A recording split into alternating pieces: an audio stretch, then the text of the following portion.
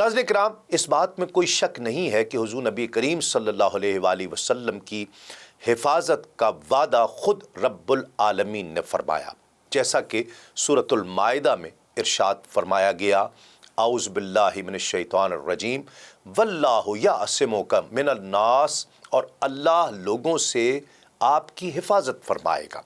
लेकिन पीर करम शाह साहब अल अज़हरी रहमतुल्लाहि ताला अलैह लिखते हैं कि आप सल्लल्लाहु अलैहि वसल्लम के चचा जान जनाब अबू तालिब और ख़ानदान बनु हाशिम के दीगर लोग भी हुज़ूर नबी करीम सल्लल्लाहु अलैहि वसल्लम के दिफा के लिए हमेशा मुस्ताद और आमादा रहा करते।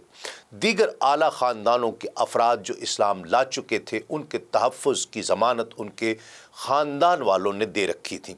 उसके बावजूद कुफ़ार जब भी उनका बस चलता, सरवर दो आलम सल्लल्लाहु अलैहि वसल्लम और उन बारसूख सहाबा किराम की दिल आज़ारी का कोई मौका हाथ से जाने नहीं दिया करते थे। नाज़रीन किराम, लेकिन ये भी एक हकीकत है कि अक्सरियत उन लोगों की थी जो काफिर आकाओं के ग़ुलाम थे या गरीब और नादार लोग थे, जिनका कोई पुरसान हाल नहीं था। कुफ़ार का रवैया उन लोगों के साथ इंतहाई संग दिलाना बल्कि वहशियाना था।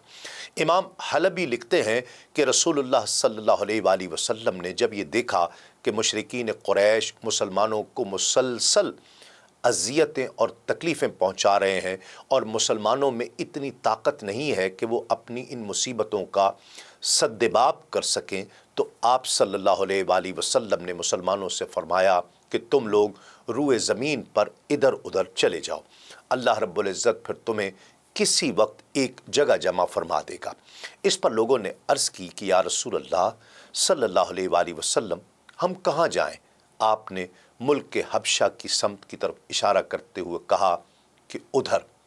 और एक रिवायत में यूँ है कि आपने मुसलमानों से साफ अल्फाज में फरमाया कि तुम लोग मुल्क के हबशा की तरफ चले जाओ, क्योंकि वहाँ का बादशाह नेक है और किसी पर जुल्म नहीं होने देता, और वो सच्चाई की सरजमीन है। यहाँ तक कि अल्लाह रब्बुल इज़्ज़त तुम्हारी इन मुसीबतों का ख़ात्मा करके तुम्हारे लिए आसानी पैदा फरमा दे। मुमकिन है आप सल्लल्लाहु अलैहि वसल्लम ने पहले मुल्क के हबशा की तरफ इशारतन ही फरमाया हो और फिर सहाबा के पूछने पर वजाहत करते हुए मुल्क के हबशा के बारे में ये बात फरमाई हो। यानी रिवायात मान लेने में कोई हर्ज नहीं है। इमाम ज़ैनी दहलान रहमतुल्लाहि ताला अलैह बहवाले इब्न इसहाक़ रहमतुल्लाहि ताला अलैह लिखते हैं कि हिजरत हबशा का सबब ये था कि हुज़ूर नबी करीम सल्लल्लाहु अलैहि वसल्लम ने ये मुलाहिज़ा फरमा लिया था कि मुशरिकीन मक्का सहाबा किराम को सख्त अज़ियतें दे रहे थे। कमज़ोर और नातवा मुसलमान उन अज़ियतों को बज़ौर बाजू रोक नहीं सकते थे। इसलिए हुज़ूर नबी करीम सल्लल्लाहु अलैहि वसल्लम ने उनसे इरशाद फरमाया कि काश कि तुम सरज़मीन हबशा की तरफ चले जाओ, क्योंकि वहाँ एक ऐसा बादशाह बरसर इक़्तिदार है जिसके होते हुए वहाँ किसी पर जुल्म नहीं होता, और वो सच्चाई की सरज़मीन है। यहाँ तक कि अल्लाह ताला ने उन हलाकत खेज़ मसाइब से निकलने के लिए तुम्हारे लिए कोई सबील पैदा फरमा देगा। नाज़रीन किराम, जिस पर मुसलमान रातों रात हबशा की तरफ हिजरत कर गए ताकि दुश्मन उन्हें मसाइब में मुब्तला करके उन्हें दीन इलाही से बरगश्ता न कर दें। ये इस्लाम की राह में पहली हिजरत थी। उस वक्त रजब का महीना था और बेसत मुबारका का 5वां साल था। बाज़ सहाबा किराम ने तन्हा और बाज़ ने अपने तमाम अहले खाना के साथ हिजरत की। किताब ज़ियाउन नबी में ये मज़कूर है कि ये छोटा सा काफ़िला 12 मर्दों और 4 ख़वातीन पर मुश्तमिल था। उस काफ़िले के सालार हज़रत उस्मान बिन अफ़्फ़ान रज़ी अल्लाह ताला अन्हु थे। आपकी ज़ौजा मोहतरमा तुख्तर रसूल सल्लल्लाहु अलैहि वसल्लम हज़रत रुक़ैया रज़ी अल्लाह ताला अन्हा भी आपके साथ थी। सरकार दो आलम सल्लल्लाहु अलैहि वसल्लम ने इसी अज़ीमुश्शान जोड़े के बारे में इरशाद फरमाया था कि अपने अहलो अयाल के साथ हज़रत इब्राहीम और हज़रत लूत अलैहिस्सलाम के बाद ये पहला घराना है जिसने अल्लाह की राह में हिजरत की है। السیرت النبویہ اور سیرت ابن ہشام میں اسلام کے اولین مہاجرین کے اسماء مبارکہ یوں بیان کیے گئے ہیں کہ بعض نے اپنے اہل خانہ کے ساتھ ہجرت کی۔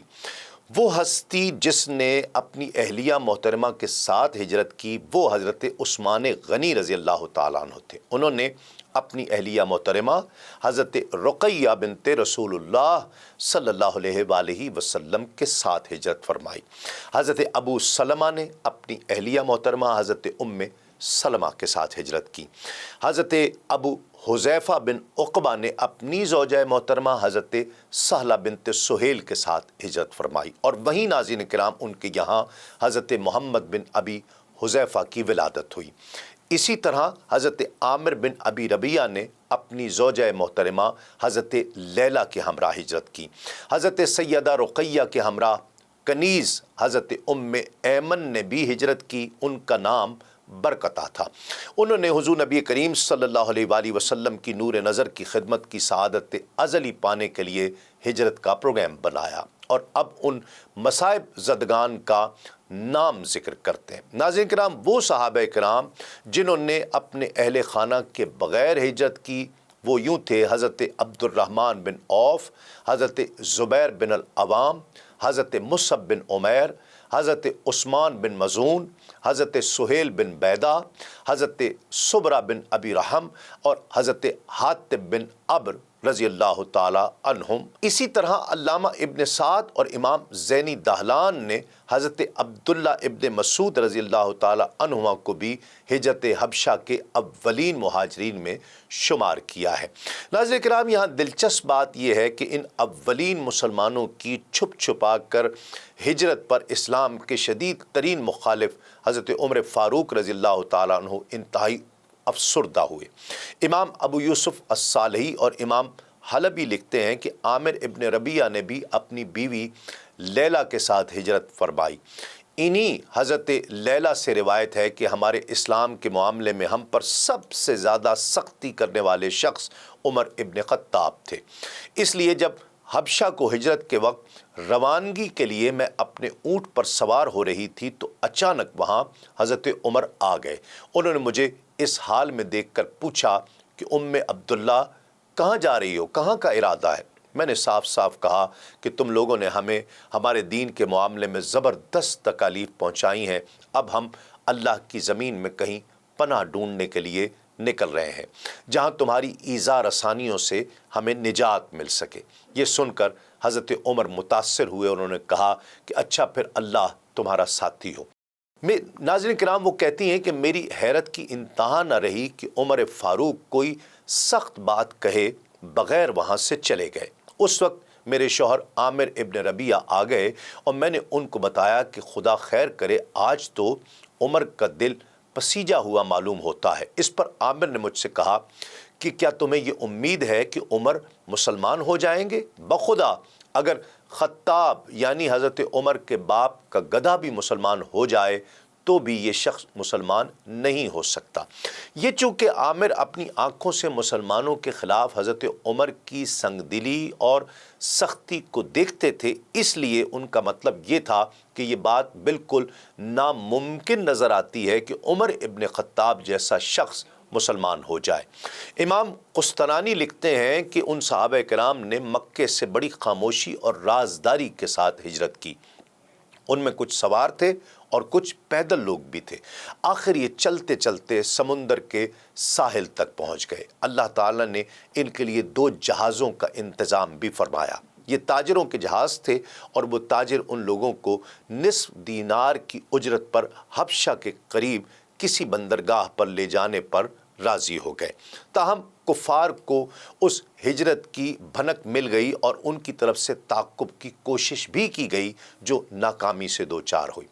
اسی باب میں امام حلبی لکھتے ہیں کہ یہ واقعہ سن 5 نبوی کا ہے۔ جب قریش کو مسلمانوں کے ہجرت کرنے کا حال معلوم ہوا تو وہ ان کو پکڑنے کے لیے ان کے پیچھے گئے اور ساحل سمندر تک پہنچے بھی، مگر مسلمانوں کو پا نہیں سکے۔ جہاں تک مسلمانوں کی رازداری کے ساتھ کوچ کرنے کا تعلق ہے تو اس میں اس روایت سے کوئی شبہ پیدا نہیں ہوتا جس میں یہ کہا گیا ہے کہ حضرت عامر ابن فہیرہ کی بیوی لیلا سے حضرت عمر نے پوچھا تھا اور اس پر انہوں نے ان کو بتا دیا تھا کہ وہ ملک حبشہ جا رہی ہیں، کیونکہ غالباً حضرت عمر نے دوسرے مشرکین سے اس بات کا ذکر نہیں کیا تھا، جیسا کہ بیان ہوا کہ اس خبر کو سن کر وہ بہت زیادہ غمگین اور افسردہ ہو کر واپس چلے گئے تھے۔ الغرض جب مسلمان ملک حبشہ یعنی آج کے دور کے ایتھوپیا پہنچے تو ان کو اللہ رب العزت نے رہنے کے لیے اچھی جگہ عنایت فرمائی اور بہترین پڑوسی عطا کیے۔ رجب کا باقی مہینہ اور پھر شعبان کا مہینہ ان لوگوں نے وہیں گزارا۔